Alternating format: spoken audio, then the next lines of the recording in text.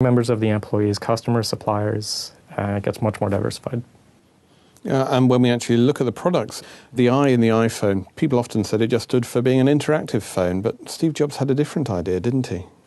I actually did a quick search on where the I came up with it. It sounds like it came out of nowhere. Some people attribute the I to internet, but the genius of that, of the I and the branding, is that the I means a lot of things to a lot of different people. It could be identity, ideas, innovation.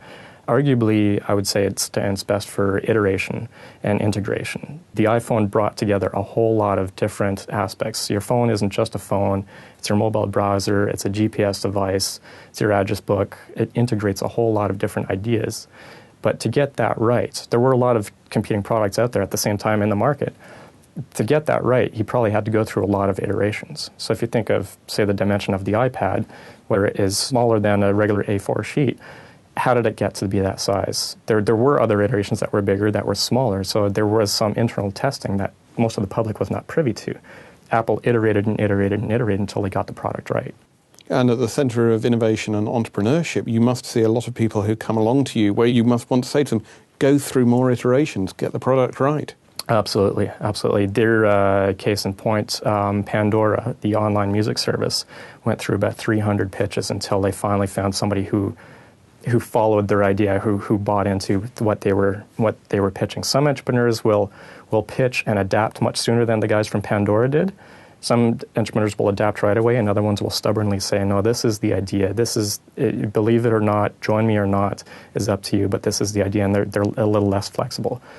But the better ideas that we see out there take a lot of different advice and feedback on board. It's not uncommon at all for entrepreneurs to pitch their ideas 100 times. And in fact, is there a common reason for failure amongst entrepreneurs with those developing high-tech ideas? And you must see some that you just know are not going to work in their original form. Definitely. That's quite often when they've overcommitted themselves to the technology, developed it too far to a point that it's now too costly or too complex for anyone to understand other than them. And they might have been better off doing something much simpler. I think Instagram, for example, created a much more complex system.